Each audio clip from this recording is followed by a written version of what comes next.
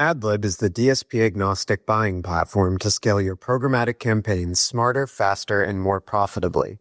AdLib helps independent agencies and marketers deliver premium programmatic performance without the complexity, cost, or overhead of traditional DSPs.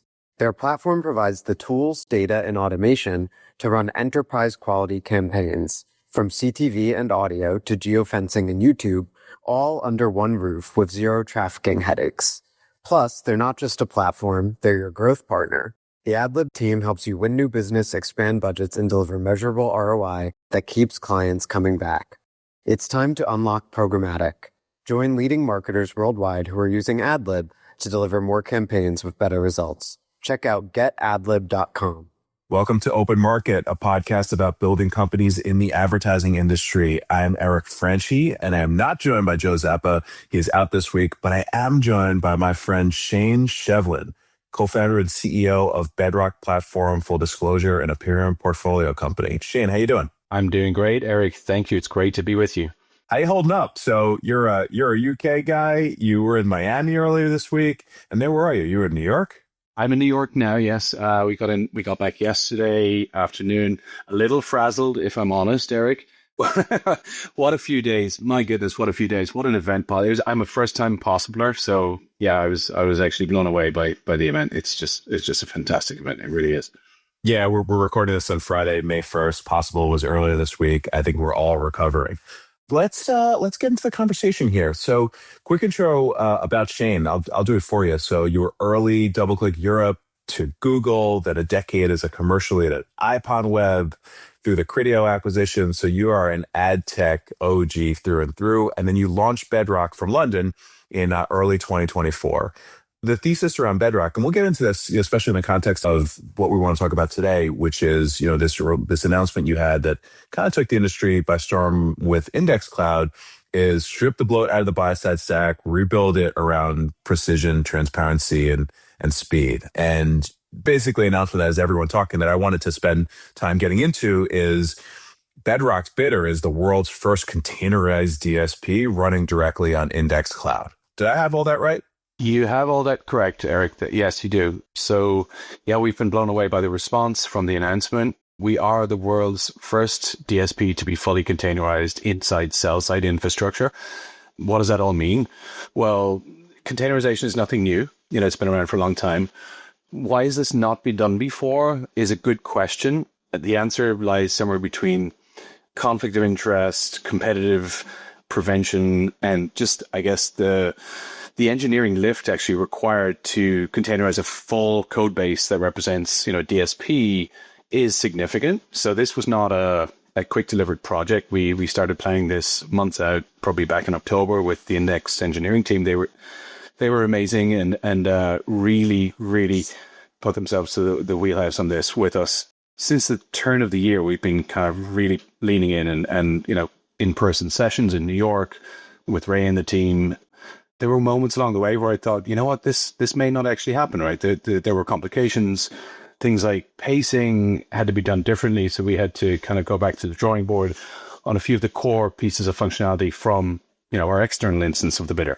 But thankfully, Andrew, Ray, and the team were just phenomenal. They really got behind this project from the outset. And we were so psyched when the first bid request actually landed.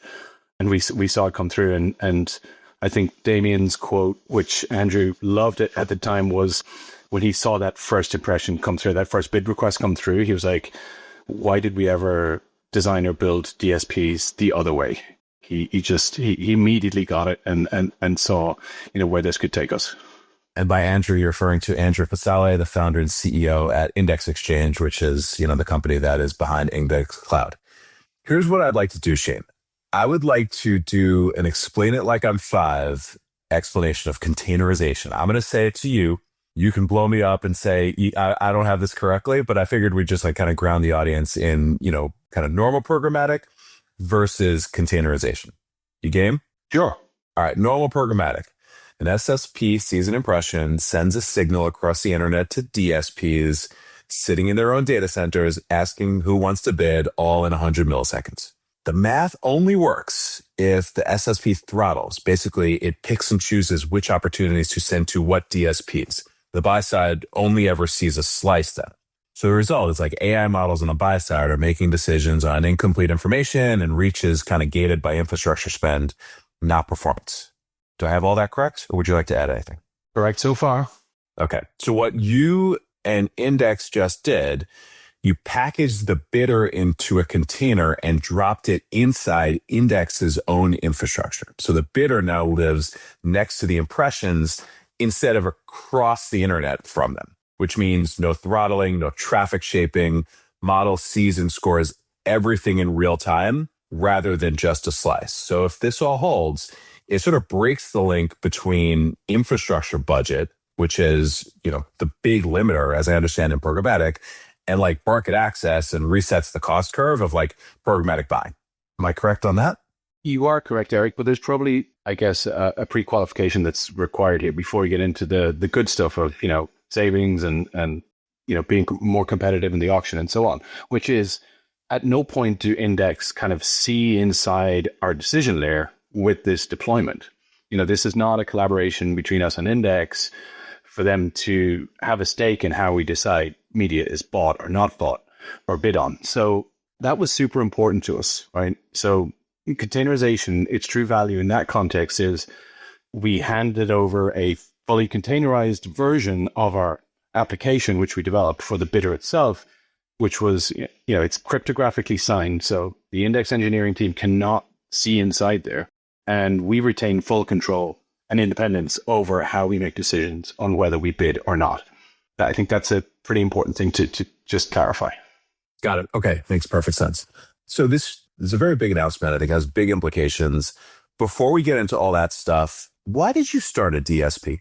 People assume that there's like a couple of DSPs that own the market and, the opportunity, has basically been eaten up by that. Yeah. Great question. I probably at the very beginning of this journey, Eric, told myself that I needed my sort of head examined. Like, why am I doing this? With the levels of competition we have in this space and dominance. Yeah, a lot of people were looking at me like I was kind of crazy.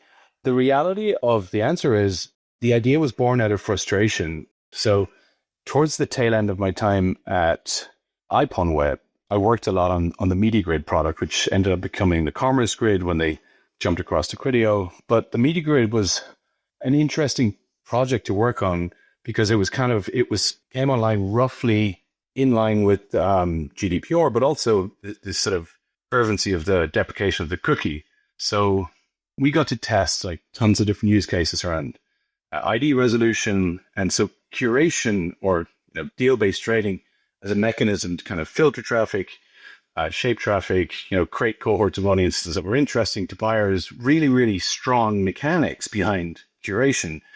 But the reality of curation, even back then, was it sucked. It didn't work properly, and that was predominantly down to what was happening on the DSP side. So you can troubleshoot the hell out of a deal, but if you don't have everything lined up correctly on the DSP end, deals are just not going to scale. And for me, this was a really frustrating operational headache while I was still with the IPONWeb team. And, secondly, it was clear to me that the direction of travel with supply side businesses, whether they were media networks, SSPs, but also publishers themselves, was that deal-based trading was increasingly trusted as a safe way to trade, in a currency that the publisher understood, whether that was first-party signals, a way to protect price for premium inventory. So deals were not going away. In fact, the opposite was happening. So they were proliferating further. And if you look at, some of the industry trade statistics, that's backed up over the last few years. So I think we're well north of 70% of all programmatically traded media being transacted over deals. Whatever the form of deal, public, private, doesn't really matter. Deals are a trusted sort of mechanism. So Bedrock Platform was kind of born out of that frustration.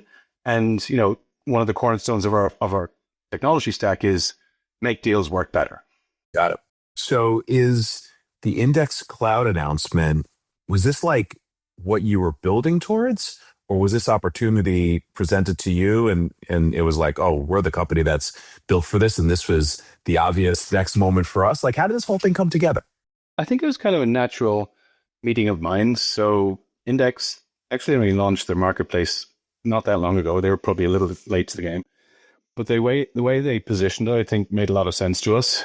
And increasingly, they were seeing new data vendors come into the marketplace. We ourselves, we're working with a number of different contextual providers back in the UK.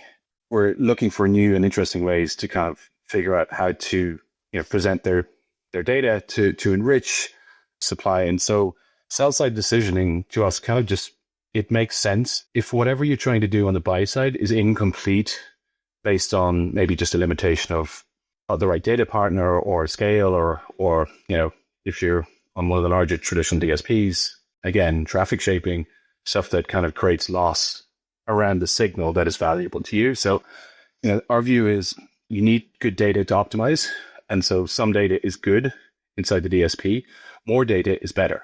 If you can move upstream and kind of find those signals, combine them with, all of the stuff that you need to do inside the bidder itself around frequency capping, audience signals that you might use for something as simple as age gating, say, and then combine that with much more high fidelity signals that are coming directly from the publisher. That gives you a much better shot of delivering against the APIs that your customers expect from you. Got it. So decode this whole thing for like a smart buyer who doesn't think about infrastructure the way you think about infrastructure all day long. A containerized DSP running on Index Cloud, what's actually different? And then what does it feel like on the other end to the buyer? It feels exactly the same as the first response to here, because like we still retain, full control of the front end. That still runs on our servers in terms of the reporting. So everything that happens inside the containerized instance is, we're shipping that out. Like that does not need to be real time. So, it's probably minutes, could be reduced to seconds, but that's not really a requirement for reporting. So we're still tracking everything. So everything looks and feels exactly the same as it does on the external instance. Okay. So then what's actually different? What's different is for me, the kind of most exciting part is that we've collapsed the latency window, like the traditional latency window that you hear about in programmatic between buyer and seller, which, averages anywhere from 150 milliseconds to maybe 200, 250. So we have collapsed that to below a single millisecond, which kind of is interesting on a whole bunch of different levels. The most interesting of which I think is if you don't need that latency window anymore as a bidder, what do you do with it? I think the obvious answer is you hand it to somebody who needs it. So Index don't need it because we're leveraging the same compute as they use to send us the impression opportunities, the bid requests. So let's partner with somebody who actually has kind of grappled with this 200 millisecond constraint, or this, in their case, 20 millisecond constraint. So a model builder who's, stuffing as many kind of variables from the bid request and maybe some external ones as well into that window that they've got, but it's probably capping out at 20 or maybe 30 kind of data points. But now you can start thinking about, like, what if we could use 200 data points? That is a fundamentally different paradigm within which you begin to think about how well can I optimize the open web. That's the line in the release that I keep coming back to. So it's, and I'll kind of quote, compete on decisioning and performance rather than infrastructure, end quote. So like that's a thesis about where DSP economics are headed, right? Is the bet that infrastructure commoditizes and the moat moves entirely to models? I think the short answer is yes, Eric. So Andrew Casale loves to think very big picture about the types of efficiencies that this brings. His view is that in 5 years' time, all buy-side buying applications will have one or all of their kind of instances hosted on the sell side, because the delta between what came before and what we can see now is just too large to ignore, and it just will not make sense. And so I think it does come down to the decision there that you have and the access that you have to data, and what is that data. Who wins in this scenario? Like what types of companies? Obviously, we serve the interests of media buyers in the main agencies. I think their customers, brands win through much lower take rate within the overall sort of add up of buy side technology. They win through much better visibility on the audiences that they know to be valuable to them, whether that's coming from deals or the open market for that matter. And with zero QPS caps, like the open market and the full bid stream becomes an option for us as a small to medium sized business. Whereas before it just simply wasn't, given the cost to process the whole of internet scale required with open market. I think independent publishers will see a huge benefit from this, because if we can effectively now compete with both the scale and the loss reduction that the walled gardens offer their largest buyers and deliver the performance on similar terms, then why would you not claw back some of the spend that's kind of gone across to those closed ecosystems? I think independent publishing benefits from that massively. And when you said before, like why 20 data points, why not 200 data points in this scenario where you would do a lot more stuff? Do you see like the custom algorithm startups and the curation startups, or like larger companies start to play a larger role here as well? Yes, I think I do, Eric. So, whether you are exclusively leveraging, an integration with a supply side partner upstream to inform deals better, or whether you're doing it downstream, inside the bidder itself. And we've already begun to explore kind of ways that we could bolt on models directly inside the container and influence the bid decisioning there, or whether you're doing both. I think there's a new breed of optimizing companies that are looking at kind of both ends of that equation or that challenge. So yes, I think this will breathe life into the amazing work that those companies do. I say amazing, just on the backdrop of continued constraints of latency windows and just general hardship with data loss or signal loss, as it were, where when you have kind of large amounts of data crossing networks with the horrible kind of open internet in between, if that makes sense. Yeah. What's like the specific thing that custom models can do inside a containerized bidder that they genuinely cannot do at the traditional DSP layer? So again, I think that the same challenges around delay and loss come into play there. So even if you're working with a model builder downstream uniquely, the same questions come up. Is like, can we co-locate? Is there a cost associated with that? What is that cost? How are we going to make the economics work? If everything is hosted in the same infrastructure, leveraging the same compute, then all of the costs associated with things like egress, which is when data leaves, one machine to get to another, essentially reading and reserializing data, across kind of memory caches, stuff like that, it just collapses again to near zero. So it's just a generally more efficient way to maximize the power of the model that you're using. Got it. One other question on this, and then maybe we'll talk a little bit about your unique situation as a UK based company now all of a sudden kind of thrust upon a global stage, is what you said earlier around specifically the separation of you as DSP from Index is like the neutrality question, right? So DSP running on the SSP's cloud might raise some eyebrows. How did you and the Index team draw the line, and what should buyers trust about that separation? So beyond the stuff I mentioned, Eric, around being sort of protected through cryptography and just the accessibility of our code base being non-existent for the Index engineers, I think we like Index as a partner for this project because their positioning is very, very clear. They serve the interests of publishers. They do not operate a media business.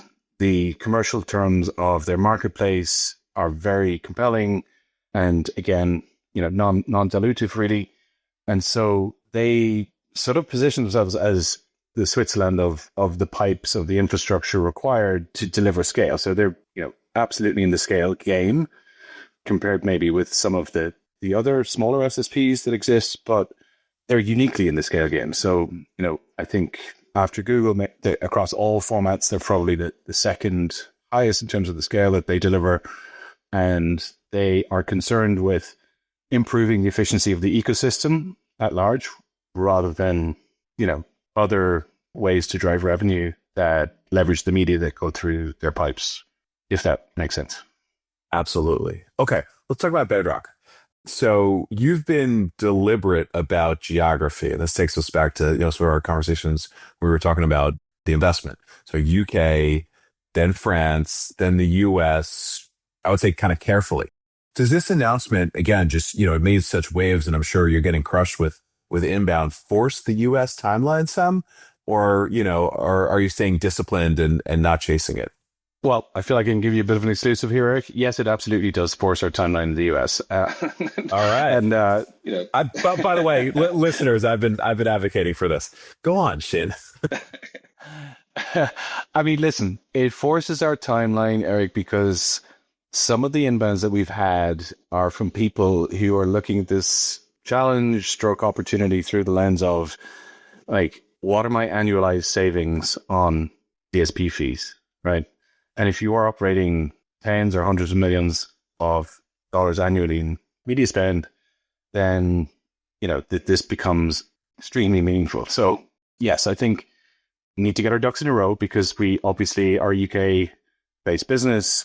Most of the people we have are outside of the US. We did make our first US hire just a couple of weeks ago, James McWilliams, who is incredible. He's had a baptism of fire. He was at Possible with me. He's a great guy. He's based in New York, but he will be leading the charge for us, and we will be hiring probably pretty aggressively this year. Awesome. That's great news. But you are in the UK, and the business started in the UK. What's different about doing an ad tech startup, or maybe this startup specifically, from London versus New York? Like, I'm a New Yorker, right? So I might think about the constraints, but like, there's constraints, but there's also perhaps some advantages. So talk about it. There are. I think the main one, Eric, is the talent pool we have available to us on the engineering front. So we've got an amazing team based in Krakow in Poland. We also have some people actually who are based further afield in India and Thailand. So, London's a good place just to be able to kind of manage all of those conversations and keep an eye on everything. That said, I do plan to be spending more time in the US myself throughout the summer, the rest of this year. We can't help being a UK standard company. That's where I'm based. That's where my family is. But looking forward to spending more time in New York and further afield in the US. I spent a reasonable amount of time there during my time at DoubleClick. And particularly New York. Love coming back here. All right, well, we're excited to have you here more. You're coming off your first Possible. What was your impressions of Possible? And you had, I'm sure, lots of conversations. Did you learn anything, or did you come away with something that is in your mind? First off, what an event! Like it kind of reminded me a little bit of Cannes, except I was much more productive in 3 days than I am over the course of a full week in Cannes. Yeah, because it's collapsed. It's very close together. You're not spending half the time traipsing up and down the crescent. Exactly. And but more than that, like it felt like people came there to do business. And yes, we had some incredible meetings. Obviously there's been a ton of buzz about the announcement.